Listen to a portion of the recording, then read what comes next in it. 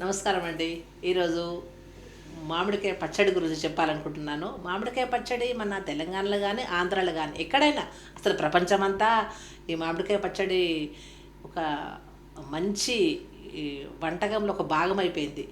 1 ఇయర్కి ఒకసారి పెట్టుకుంటారు. ఇదొక ఒక కార్యక్రమం అంటే ఒక సాంప్రదాయకంగా పెట్టేది. మళ్ళీ నీట్నెస్ ఒక పెద్ద ఒక శుభకార్యం ఎలా ప్రిపేర్ అవుతారో ఈ మామిడికాయ పచ్చడి కూడా అలా ప్రిపేర్ అయ్యి ఒకళ్ళు ఉండి చేసే వంటకం గురించి ఆ, ఈ చట్నీ గురించి మీకు ఆల్రెడీ చెప్పిన దానికి 1,00,000 వ్యూస్ వచ్చినాయి. ఇప్పుడు ఈ సంవత్సరం కూడా పెట్టినా కాబట్టి ఇది కూడా మీకు చూపిస్తూ మళ్ళీ ఒకసారి చెప్పాలని.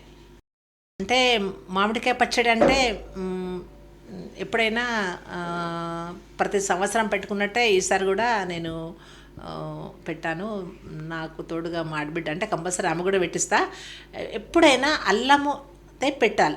ఎందుకంటే అల్లం ఎల్లిగడ్డ అయినా ఎంత మంచిది అంటే ఆరోగ్యానికి చాలా మంచిది.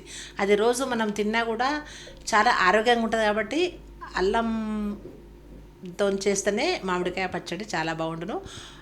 మీకు ప్రతిసారి నేను చెప్తా 20 మామిడికాయలకు 20 తీసుకొచ్చి మంచిగా మామిడికాయలు కడిగి అల్లం ఎల్లిగడ్డ ప్రతి 20 కాయకు నేను ఏం చెప్తా అంటే 1 కిలో అల్లం, కిలో ఎల్లిగడ్డ అంటే కిలో అల్లం కిలో ఎల్లిగడ్డది మనము అది పెట్టుకోవాలి. మళ్ళీ కిలో కారం కంపల్సరీ, కిలో ఉప్పు, ఇదే 2 కిలోల ఆయిల్. ఇంత మట్టుకే ఇది ఈజీగా. ఎందుకంటే ఈ చట్నీ మామిడికాయ చట్నీ అంటే చాలామంది భయపడతారు. చిన్న పిల్లలు కూడా పెట్టగలుగుతారు, అంత ఈజీ మెథడ్ ఉంటుంది. ఒకటేంటంటే వాటర్ అనేది తలగనియద్దు. అంటే వాటర్ తరిగితే కొంచెం బూజు వస్తుంది.